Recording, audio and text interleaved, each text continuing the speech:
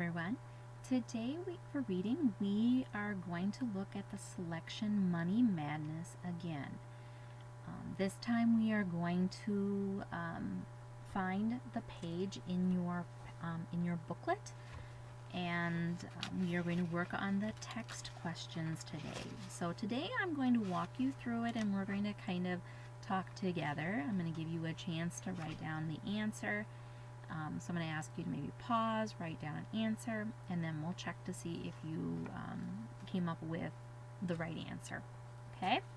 So I'm not going to reread the selection today.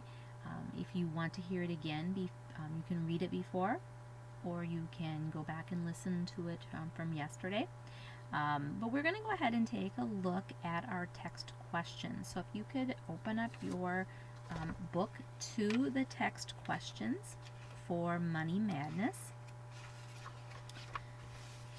Okay, and it is this page right here.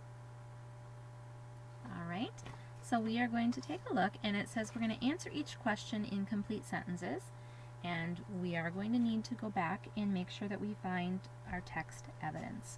So our first question asks us to explain one way the world would be different if there was no money. So we're going to think about what would it be like if we did not have money. Okay?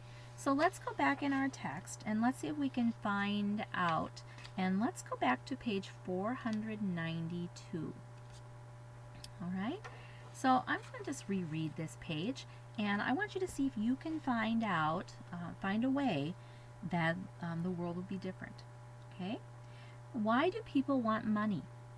People want money because it can be used to buy things. Now imagine a world without money. If you were hungry and there was no such thing as money, how would you buy a loaf of bread? You would have to bake your own. Without money, how would you get the ingredients for the bread? If no one would give or sell you flour, you would have to grow wheat, harvest it, grind it, and sift it before you would have flour for your bread. If there was no such thing as money and you needed new clothes, you would have to make them. Imagine if you had to knit your own sweater. Imagine if you had to raise a sheep and shear it, spin the wool to make yarn, and then knit the sweater yourself. Okay? So I want you to think about what would it be like if we did not have money. Okay, so I'd like you to pause the video, and then I'd like you to write down an answer. And then you can, after you answer the question, then you can start the video, and we'll talk about the different ways. Okay, so let's take a look at what you wrote down. If there was no money, we wouldn't be able to do what? We wouldn't be able to go to the store to buy the things that we need. Okay? We would have to get all the things that we want. We'd have to be able to get it on our own if we didn't have money. And remember, we called that self-sufficient. And a long time ago, people were self-sufficient. Now we go to the store to get what we need. All right? So if you had something like that, then you were good. All right, let's look at question number 2. Number 2 says, what is bartering? Give an example of bartering. Now I remember reading and hearing that word. So let's see if we can find that word, bartering. Let's look in our text and see if we can find that word. And I think that word is on page 495.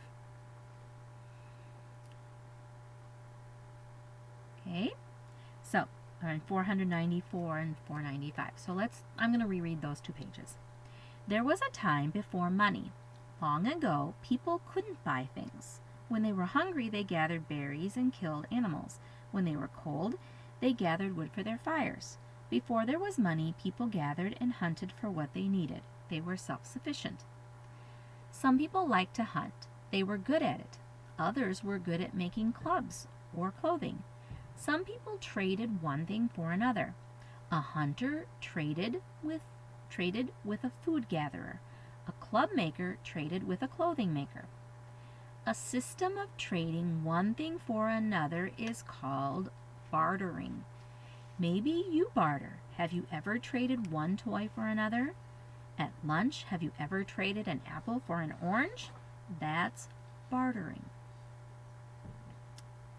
Okay, so I would like you to pause the video and write down your answer in number 2.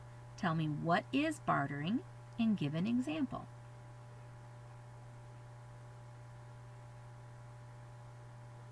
Okay, now let's see. Bartering is another word for trading. So bartering is trading. So your example could be something that you have bartered for. So maybe you traded grapes for a banana at lunch. Maybe you traded maybe your Easter candy. Maybe you traded a bag of M&Ms for a chocolate bunny.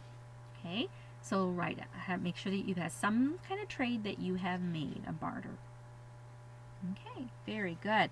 All right, let's look at question number 3. It says the author explains how bartering can be tricky. Explain one reason bartering might not work well. Okay, so let's look back in our book and let's look on page 496. Okay, and on this page they were talking about that. So let's see if we can find out why it can be a bit tricky. However, there are times when bartering doesn't work. A hunter could trade an animal for berries, but how many berries? And what if the hunter didn't want berries? How would a baker trade for a house? How many loaves of bread would he have to trade for? And why would anyone want so much bread? Long before a person could eat all that bread, most of it would go stale. A hunter who didn't want berries might be willing to trade for them anyway if he knew he could trade the berries for something he did want. A homeowner might be willing to trade her house for bread if she knew she could trade the bread for something she did want. In those trades, the berries and bread would be a kind of money. Okay, so how would bartering be considered tricky? So pause the video, write down and explain a reason why it might be tricky. Okay, bartering can be tricky if someone has something you need but doesn't want what you have to trade. It can be tricky if you need to trade for too much of something, like bread, that will spoil before you can use it all. It's tricky if you're trading animals and the other person only wants half an animal, or if the animal gets sick. Okay, so you have to, it can be tricky if they're not an equal value of something that you need, or you might have too much of something that you don't really want. So that can make it a bit tricky. Okay, we're doing great. And let's look at question number 4. What happens when the prices in a country go down? What happens when the prices go up? So let's turn to the page where it was talking about that. So they were talking about that on, did you find it? Page 502. Okay, so let's reread those pages and let's see if we can find the answer. The value of money in each country keeps changing. $1 US may be worth 10 Mexican pesos one day and a little more or less the next day. Your dollar may be worth 7 Chinese yen one day and slightly more or less the next day. The value of each country's money goes up when the prices go down in that country. When that happens, the dollar buys more. The value of each country's money goes down when prices go up in that country. When prices go up, the same dollar buys less. So let's think about that question. So what happens when the prices in a country go down? And then what happens when the prices go up? So stop the video and write down your answer. All right, let's check and see. So when the prices go down, remember that's when the value of the money goes up. So it's the opposite. And when prices go up, the value of the money goes down. Okay? So, it's the opposite. So when prices go up, the value of the money goes down. When the prices go down, the value of the money goes up. So you can buy more with it. Okay? All right. Good job, everyone. We will see you tomorrow, or we'll see you on Monday when we take a look at a new story. Have a great day.